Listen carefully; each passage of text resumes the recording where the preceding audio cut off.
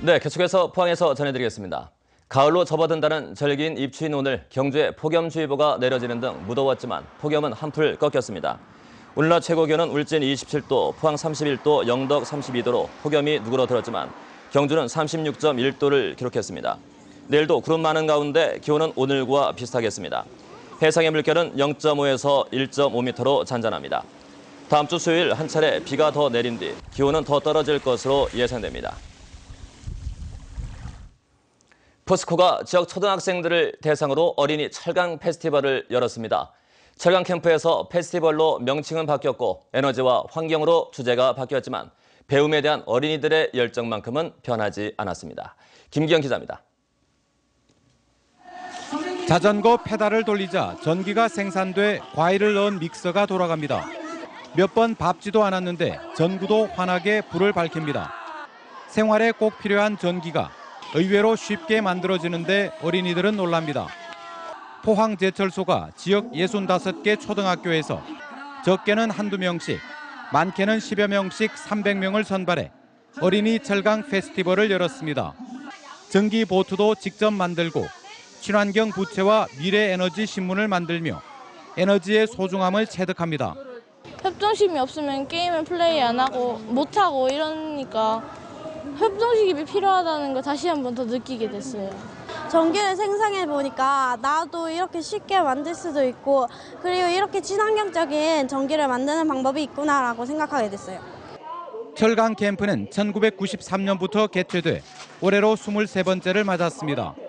제철소에서 철의 생산 과정과 소중함도 일깨웁니다. 12년 전 철강 캠프에 참가했다 추억을 잊지 못한 한 초등학생은 오늘은 대학생 자원봉사자로 변신해 동생뻘 되는 학생들을 이끌고 있습니다. 철이 만들어지는 과정에 대해서 아주 상세하게 설명해 주셨는데 그때 느꼈던 심적 교감을 이제 파릇파릇하게 자라나는 제 후배들에게 전달해주고 싶어서 철강과 환경, 에너지, 나아가 안전의 소중함도 배우는 어린이 철강 캠프가 입소문을 타고 참가 경쟁이 치열해지고 있습니다. MBC 뉴스 김기영입니다. 경상북도는 오늘 경주에서 중국인 경상북도 관광의 날 기념식을 했습니다. 오늘 기념식에는 연봉난 주 부산 중국 총영사와 동북아 자치단체 연합 관계자, 중국인 관광객 등 300여 명이 참석했습니다. 경북도는 2017년까지 매년 6천 명 이상의 중국인 관광객을 유치하기 위해 중국 여행업체 3개사와 업무 협약을 체결했으며 다양한 한류 공연 문화상품을 개발해 중국 여행사에 관광 정보를 제공키로 했습니다. 오늘 기념식을 한 것은 중국인들이 좋아하는 숫자인 8이 겹치는 8월 8일이기 때문인데 경상북도는 메르스 종식 사실을 홍보하기 위해 어제 포항 야구장에서 열린 프로야구 경기에서 중국인 여행사 대표가 시구를 도지사가 시타를 하는 행사도 했습니다. 본격적인 휴가철을 맞아 울릉도 관광객이 크게 늘어나자 포항해양경비안전서가 울릉도 항로에 함정 3척을 배치했습니다. 포항해양경비안전서는 지난달 31일부터 1,500톤급 1510호 등 함정 3척을 배치해 여객선 사고 시에 구조 활동을 벌일 예정입니다. 함정 가운데 한 척은 프로펠러가 아닌 워터제트 추진 방식이어서 사고 발생 시 15분이면 여객선에 접근할 수 있고 다른 한 척은 포항항공대에 비상 대기 중인 헬기 한 대도 탑재할 수 있습니다. 경주시는 6급 이하 공무원에 대한 대외 직명을 팀장과 주무관으로 변경합니다.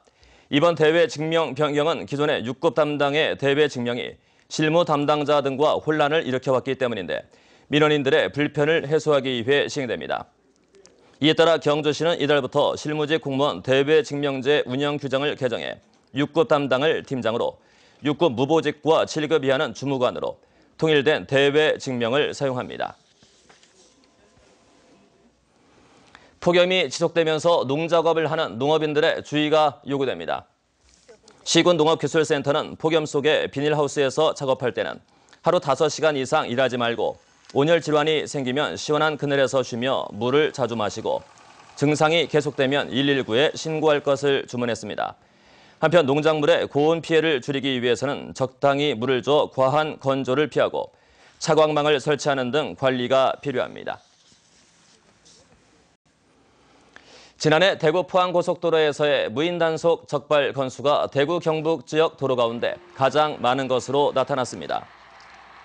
경찰청 자료에 따르면 지난해 고속도로 무인단속 카메라 적발 건수는 97만 1,657건, 부과된 과태료는 5,400억 원이며 이 가운데 대구 포항 고속도로에서는 6만 6천여 건이 적발돼 전국에서 두 번째로 많았습니다. 일반 도로에서는 국도 7호선 설린대학 앞과 형산 오거리에서 송도 해수욕장 방향, 경주 울산 간 7번 국도 동방초등학교 앞 등에서 1만 6천여 건까지 적발됐습니다. 네, 지금까지 포항이었습니다.